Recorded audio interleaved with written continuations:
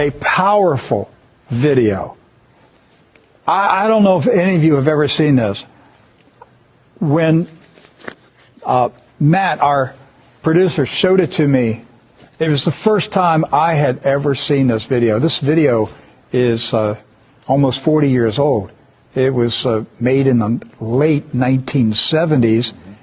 It is a CBS interview with the late Mike Wallace, father of Chris Wallace.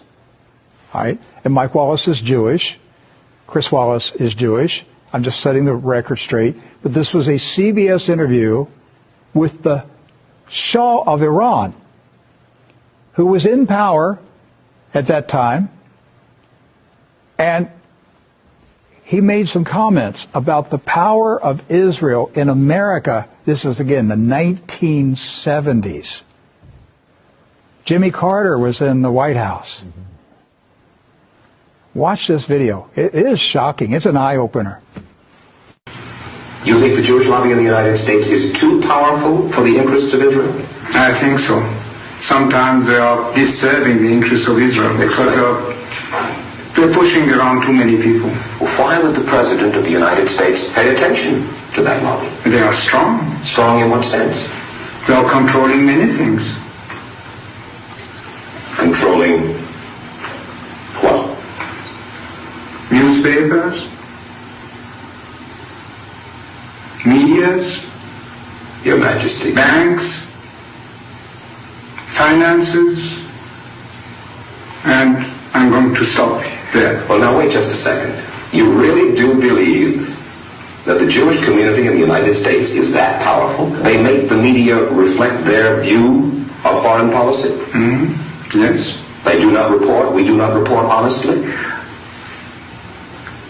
Don't mix things, please. I don't say the media. I say in the media they have people.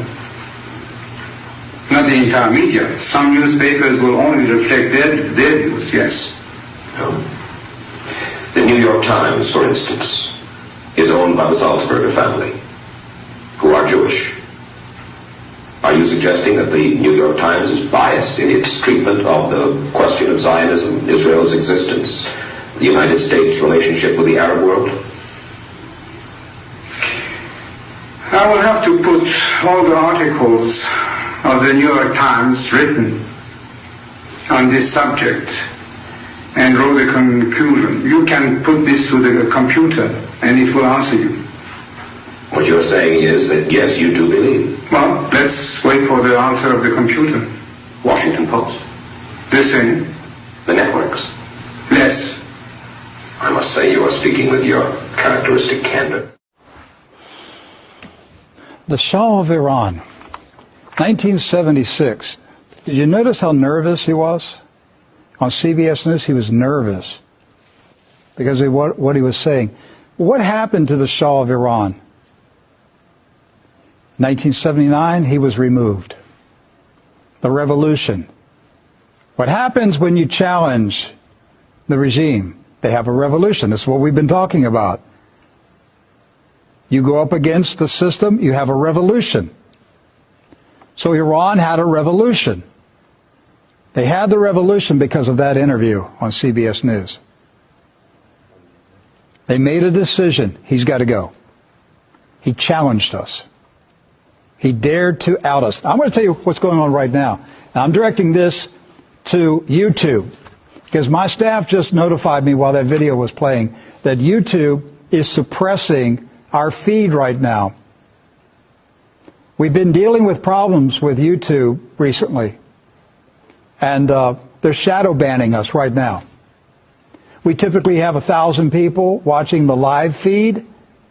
Right now we have 12. Okay. Typically we'll have anywhere from 8 to 15, 20,000 people who will watch the video on YouTube after it's posted for a video on demand. We'll see tomorrow what the numbers are. But right now, they are suppressing True News. Who owns YouTube? Do your homework. Find out who owns YouTube. Follow the trail. You cannot criticize the Zionist beast. You can't do it. That was the Shah of Iran. Where's he at today? Dead. He's dead. And he lost power in less than 3 years after that interview. Yes. And now they're shutting down free speech in America. Soon they will control artificial intelligence. Isn't it interesting that the Shah of Iran told Mike Wallace in 1976, put it in the computer? Had you ever heard of anybody in 1976 say, put it into the computer, see what the computer says?